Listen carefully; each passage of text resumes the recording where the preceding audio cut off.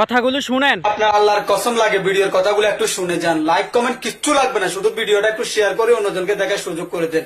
শুনুন কি বলতাছে। নবী বলছেন, আল্লাহ আমার উম্মত যদি জাহান্নামে থাকে আমি কিন্তু জান্নাতে যাব না। আল্লাহ বলছেন আপনি না গেলে তো জান্নাত উদ্বোধনই হবে না।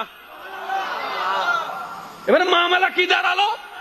আল্লাহ পাক বলে যে আমি তাহকামুল হাকিমিন নিজেকে বলেছি, বিচার না করলেও তো জিনিসটা সুন্দর হয় না। অনবী একটা কাজ করেন, ওয়ালা সৌফা ইউতিকা রাব্বুকা ফাতারদাত, আমি কাউকে বলি নাই, আপনাকে না বলেছি। ওয়া মা আরসালনাকা ইল্লা রাহমাতাল লিল আলামিন, কারো সম্পর্কে নাজিল করি নাই, আপনাকে দিয়েছি। ওয়ালাল আখিরাতু খায়রুল লাকা মিনাল উলা, কাউকে বলি নাই, আপনাকে বলেছি। আর আমি আল্লাহ ভালো করে জানি আপনি হচ্ছেন উম্মতের দরদী নবী।